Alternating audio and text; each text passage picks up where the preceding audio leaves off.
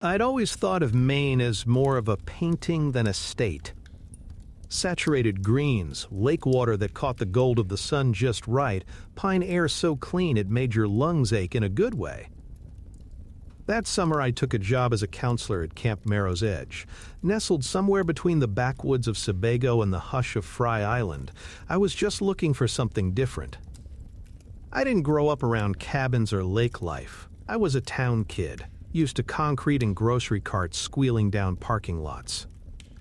But I needed out of the city, out of my own head. Camp Marrow had a decent rep, family run since the 60s. The kind of place where you'd find laminated pictures of archery winners from 1974 still tacked to corkboards. They gave me the arts and crafts station because I mentioned once during the interview that I liked to sketch. That was enough. Most of the kids were from Massachusetts or Connecticut. Talkative, high energy, with soft suburban names like Brielle and Carson. I took to the job easier than I expected. Days carved out by bell rings, bug spray, and overly chlorinated pool time. We counselors had a long, narrow bunkhouse near the mess hall. 8 of us, give or take, depending on the week. My closest friend there was Angela, a third-year vet who could tie any knot and whistle with her fingers loud enough to startle the birds. We'd sit on the porch after lights out, drink instant coffee, swap ghost stories. It was during one of those nights that she mentioned the Enclosure. Old shower block down by the lake, she said, tossing a pebble into the dark. Closed it after '87. Kid fell, cracked his head open. Or drowned. Or both. Depends who's telling it. Why didn't they just demo it? Angela shrugged. Property line's weird that way. That strip down there, it technically belongs to the old owners, the Tilsons, or their estate. Legal gray area. I remember laughing, brushing it off with a sarcastic, spooky. But something about the way Angela looked past me instead of at me stuck with me. Like she heard something I hadn't. The Enclosure became a kind of private joke. We'd dare each other to walk the trail at night. No one ever did. We'd describe it to the newer counselors in hushed tones. Concrete showers half sunk into moss. Rusted fixtures dangling like vines. Steam that never quite cleared. A camp myth, something for atmosphere. July passed in a haze of sweat and bug bites. Nothing felt wrong exactly, but I started sleeping lighter, waking before dawn, sweaty, and with the feeling that someone had just whispered my name and vanished. I blamed it on the bunk's humidity and the creaking floorboards. This was old wood, old land. It talked. One night, around 2:30, I woke up because I needed to piss. The bathrooms were a short walk from our cabin, past the edge of the woods, down a gravel path that crunched too loudly under bare feet. I stepped outside, the air thick and cool. The kind of cold that hugs you but doesn't comfort. And that's when I heard it. Water. Running water. A slow, deliberate rush, as though someone had just turned on a shower. I froze. The camp was dead silent. All the facilities closed hours ago. Kids asleep. Counselors out cold or scrolling phones under mosquito nets. I followed the sound without meaning to, like my feet moved before I gave them permission. It came from the woods. Downhill. Toward the lake. Toward the Enclosure. My skin prickled. Each breath felt sticky in my throat. I kept telling myself it was just runoff, maybe a hose left open by maintenance, but I knew better. You know the sounds you live around. Showers have a rhythm. That hissing throb of pipes, the slap of water on ceramic, the hollow echo of an empty room.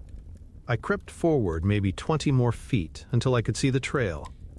A slit in the tree line, a darker dark.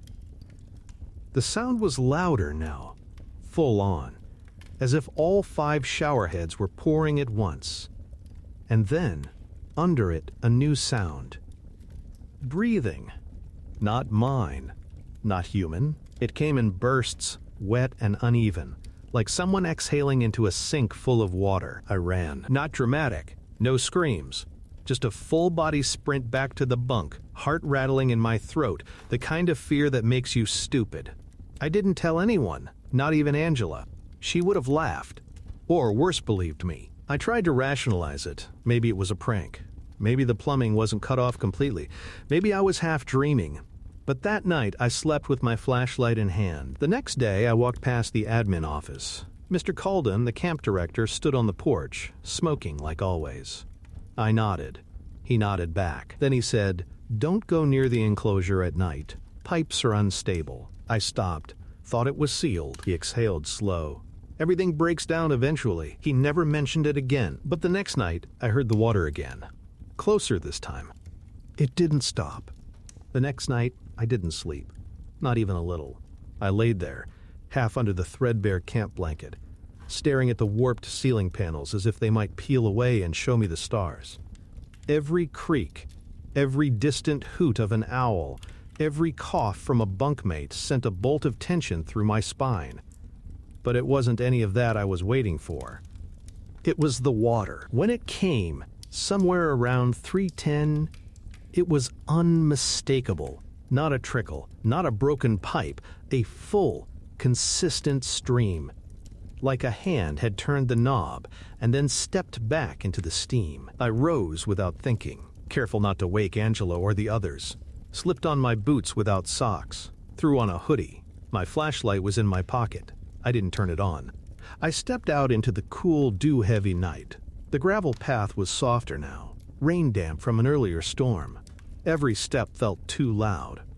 The air was sharp with pine, but under it was something else. A sweet, cloying scent, like old fruit turning to syrup.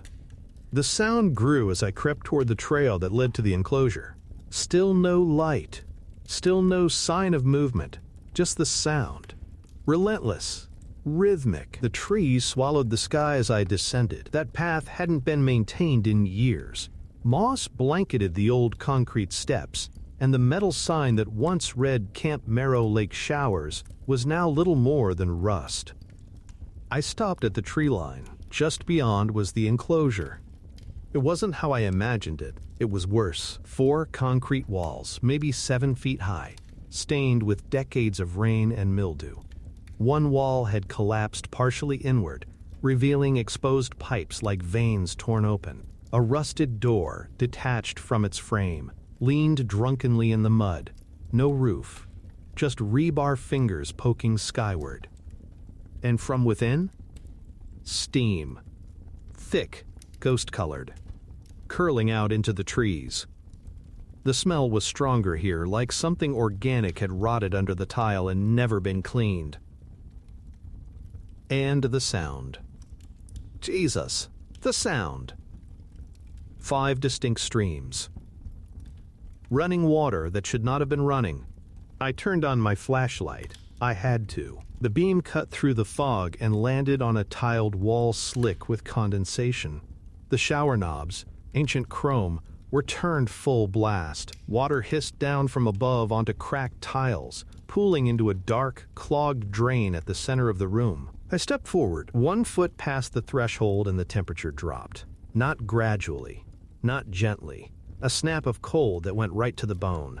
My breath came out visible. My knees locked. I shouldn't have kept going. But I did. I reached out, hand trembling, and turned one of the knobs. It wouldn't budge. The water didn't slow, didn't shift. Just kept pouring, steady and unnatural. Then, something flickered at the corner of my vision. I whipped around. Nothing. The fog was thicker now. It hugged the walls like it had a will. And then, through the steam, I saw it.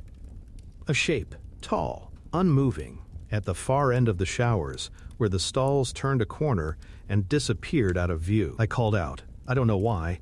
Some part of me expected a camper, a lost hiker, something explainable. The shape didn't move. I took a step closer. It was gone. Not moved, not vanished, just gone. Like it had never been there. And that's when I heard the whisper. It came from the drain. Not a voice exactly, but a language. Liquid. Gurgled, like something was speaking from deep underground, filtered through water and decay. I stepped back. My flashlight flickered once. Then again. Then I heard breathing directly behind me, hot and wet and impossibly close. I spun, heart slamming so hard I could taste it in my mouth, but there was nothing. Just steam. Just water. just the enclosure. And in that moment, something inside me cracked. I ran. I bolted up the hill, boots slipping in mud, branches clawing at my clothes, lungs burning. I didn't stop until the mess hall came into view, its weak porch light buzzing like a dying insect. Back in the bunk, I crawled into bed, soaked in sweat, socks forgotten, heart still jackhammering. I must have stared at the ceiling for another hour before my body shut down from sheer exhaustion. No one said anything the next morning, but I noticed things. Angela's coffee mug was sitting by the sink, shattered, like it had been dropped. No one cleaned it up. One of the maintenance guys, Reggie, kept staring out the window during breakfast. His eyes didn't blink for a solid 5 minutes. 2 campers refused to go near the lake, said they heard a man crying underwater, and at lunch, Mr. Calden announced something new. Due to a safety concern, the lakeside path will be closed until further notice. He didn't look at me when he said it, but I swear he knew. The next 3 days passed in a kind of nervous hush. No one mentioned the enclosure, not openly, but its presence hung around the camp like humidity, oppressive, invisible, inescapable. I didn't tell anyone what I'd seen. I wasn't sure I could explain it without sounding delusional. A shape in the fog, a whisper from the drain, the feeling of breath where no one stood. It didn't hold up in daylight, and yet I couldn't shake it. Angela noticed something was off. "You're jumpy," she said, while we passed out paints and popsicle sticks during craft hour. "More than usual. You good?" "Just tired," I said. She squinted at me. "Like ghost tired or burnout tired?" I forced a laugh. "Burnout." But at night, my dreams began to shift. I'd wake with the taste of lake water in my mouth, my pillow damp, my ears ringing with a low hum like radio static. I'd see glimpses, always just before waking, of tile floors slick with black mold, of something crawling beneath the surface of the water, watching through the drain. And then there was the smell. It started subtly, a faint mildew scent near my bunk, then stronger, like copper and stagnant water. I cleaned, sprayed deodorizer, swapped out my clothes. Nothing helped. On the 4th night, I tried to read by flashlight, but the bulb kept flickering. And then, right around 3 a.m., I heard it again. Water. But this time, it wasn't coming from the direction of the enclosure. It was closer, directly under the floorboards. I sat up, heart galloping. The others were asleep, undisturbed. I pressed my palm to the floor beside my cot. It was cold, slightly damp. The sound was muffled, like a running tap on another level of a house. But the bunkhouse didn't have plumbing. Not underneath. That's when I noticed the smell again. Thick now, unmistakable, rot, and something else, ozone. Like the air before a lightning strike. I stood up and nearly tripped over something at my feet. My boot. Wet, soaked in fact. I picked it up, mud caked into the heel, tiny flecks of tile grout caught in the tread. I hadn't worn them since the night I went to the enclosure. I should have told someone. I should have left. But something strange had taken root in my thinking. Not fear, exactly. Something colder, something heavier, a resignation. Like I'd already crossed some threshold I couldn't walk back from. The next morning, I wandered off during free swim, telling Angela I had a stomach thing. I followed the trail that looped toward the maintenance sheds. I needed answers, proof that what I heard hadn't just been old pipes or a trick of the wind. The sheds were locked, but the side office was ajar. Inside, it smelled like tobacco and plastic. Reggie's desk was a mess, clipboards, faded incident reports, a jar full of mismatched keys. I didn't touch anything, just looked, and that's when I saw it. A box, labeled archive in marker. Inside were old file folders, dusty, warped from moisture. I flipped through maintenance logs, injury reports, years of standard camp stuff, and then Enclosure, 1987. The folder was thinner than I expected. A single incident report, handwritten. I could barely make out the scrawl. July 14th, approx 3:25 a.m. Water and Enclosure, heard by Counselor Brett Langston, entered site to investigate running sound. Water active despite plumbing being shut off in fall of '86. Found showers all running. Floor was dry. Temperature and structure recorded at 41 degrees Fahrenheit. No visible cause, Calden informed. Site sealed following morning. No further entries. I stood there for a long time. Brett Langston. I didn't recognize the name, but I knew what that report meant. I wasn't the first. I wouldn't be the last. I returned the file and left the shed. I felt no relief. Only confirmation. That night, I didn't hear the water. Instead, I heard footsteps in the hallway of our bunk. Deliberate. Wet. And then, I swear, the sound of a hand palm flat dragging itself slowly across the outer wall, just behind my head. I didn't move. Didn't breathe. The next morning, a camper named Wes didn't show up for Flag Circle. They found him down by the lake. Not hurt, not lost, just standing in the water, still, barefoot, eyes unfocused, his lips moving silently. They said he didn't remember how he got there. They said it was sleepwalking, but when I helped change him out of his wet clothes, I noticed something on his foot, a cut, thin, clean.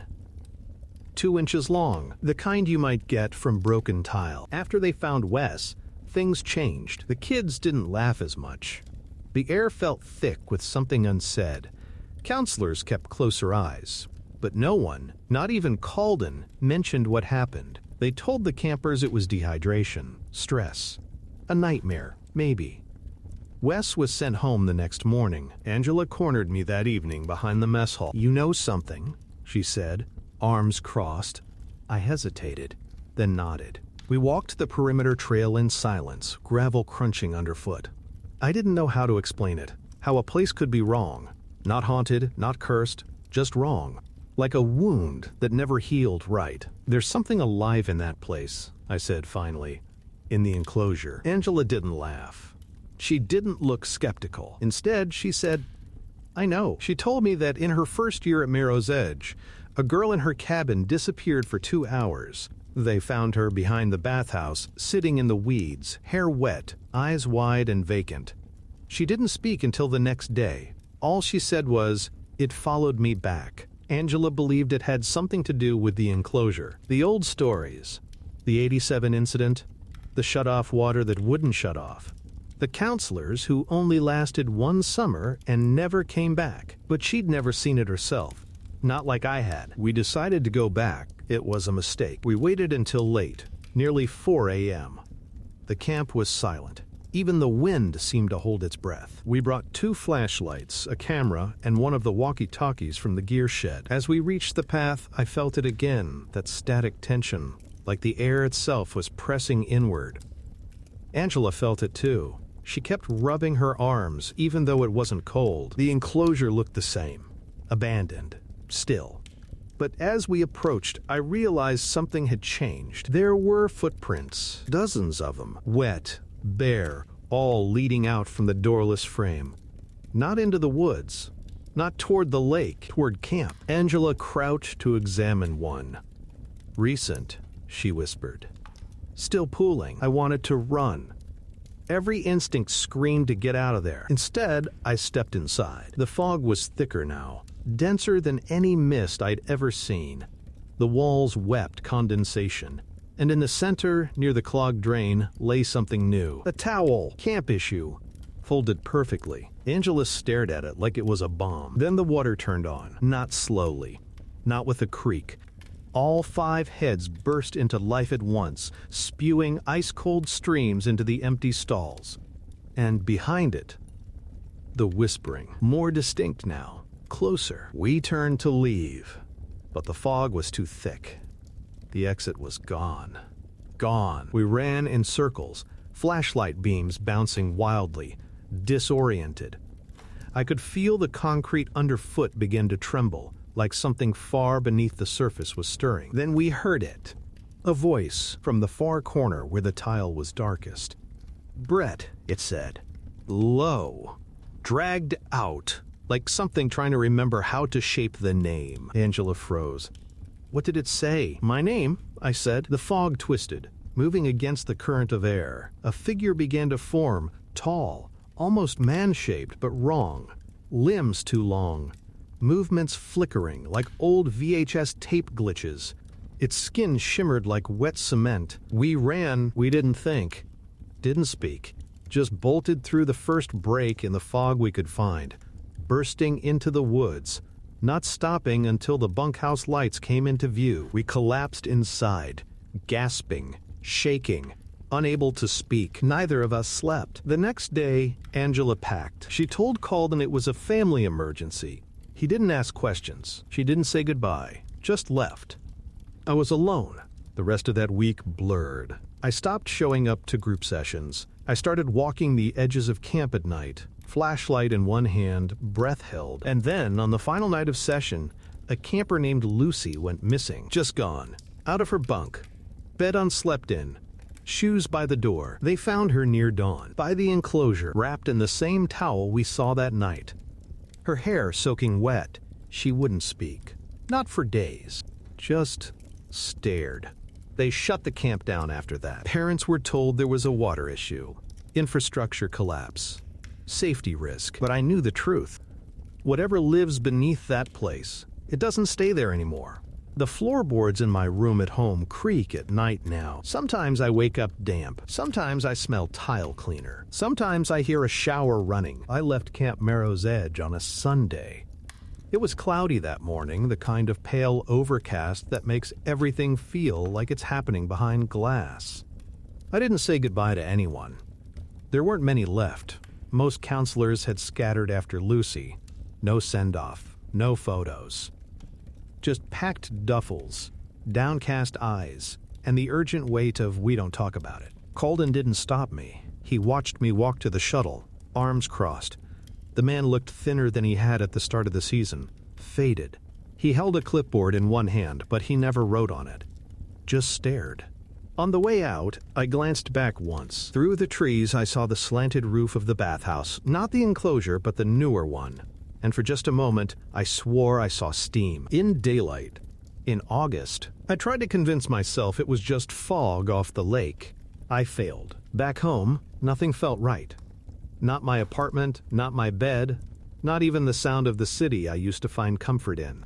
I'd lie awake at night, listening to the radiator click and hiss, and in those small sounds I'd hear echoes, distant water, breathing, a wet whisper that never made sense but always made my skin crawl. The therapist I saw called it residual trauma. She said I was internalizing stress responses, that my brain was clinging to danger signals even though the threat was gone. I nodded, took the pills she recommended, even tried sleeping with a white noise machine. It didn't help. Nothing helped. Because it wasn't just in my head. A week after returning, I found water pooling beneath my bathroom sink. No leak, just there. My phone began glitching audio distortion on recordings, especially if I spoke too long. A high-frequency buzz underneath everything. Once, I played back a voice memo I'd made about the camp. I heard my own voice recounting the night of the fog. Then, between sentences, I heard something else. A breath, and then, faintly. Brett. My name. Dragged out. Echoing. I deleted the file, I threw the phone in the trash. Bought a new one. Didn't matter. The dreams started again. I'd find myself back at the enclosure, standing in ankle-deep water. Always alone. Always with that drain at the center. And each time I got closer to it, each time I felt the pull. A gravity. Something beneath. Calling. I moved apartments. Different side of the city. New job. Different routines. I stopped telling people where I worked that summer. Started pretending it never happened. And for a while, months even, I thought maybe I'd finally outrun it. But 2 weeks ago, I got a letter. No return address. Inside, a photo of the enclosure, shot from just outside the crumbling frame, fog curling out like fingers, written in ink on the back. They've opened the other side. That same night, I woke up soaking wet. Not sweat, water, cold, clear, no source. I stripped the sheets, checked the ceiling, the pipes, everything. Nothing was leaking, nothing made sense. Except one thing. The towel at the foot of my bed. Folded, camp issue blue. I never brought it home. Now, every time I close my eyes, I see tile. I hear the water. And I feel something rising from beneath the surface. It doesn't want me dead. It wants me back. And I know this time, if I go, I won't come out.